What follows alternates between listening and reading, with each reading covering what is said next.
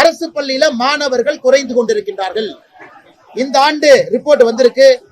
2025-26 இந்த academic year உள்ள வந்தவங்க ரிப்போர்ட் இப்ப இருக்கு. அதுல பாத்தீங்கன்னா அரசு பள்ளியில வெறும் 37% மாணவர்கள் தான் தமிழகத்துல அரசு பள்ளியில படிக்கிறாங்க. 62.1% மாணவர்கள் தனியார் பள்ளியில படிக்கிறாங்க. இதற்கு முன்பு 2023-24 ஆய்வறிக்கை எடுத்தீங்கன்னா 42% குழந்தைகள் அரசு பள்ளியில படிச்சாங்க. 42.2% குழந்தைகள் அரசு பள்ளியில படிச்சாங்க. இன்னைக்கு 37.9% குழந்தைகள் தான் அரசு பள்ளியில படிக்கிறாங்க. திமுக அரசு வந்த பிறகு கடந்த 3 ஆண்டுகள்ல மட்டுமே 5% குழந்தைகள் அரசு பள்ளியில குறைந்து தனியார் பள்ளியில அதிகமாக இருக்கிறாங்க. இதான் அவங்க அரசு பள்ளி நடத்தக்கூடிய லட்சணம். அதற்கு ஒரு கல்வித்துறை அமைச்சர் அன்பில் மகேஷ் பொய்யாமொழி இருக்கிறாங்க. இவ்வளவு பில்டப், இவ்வளவு பட்ஜெட்.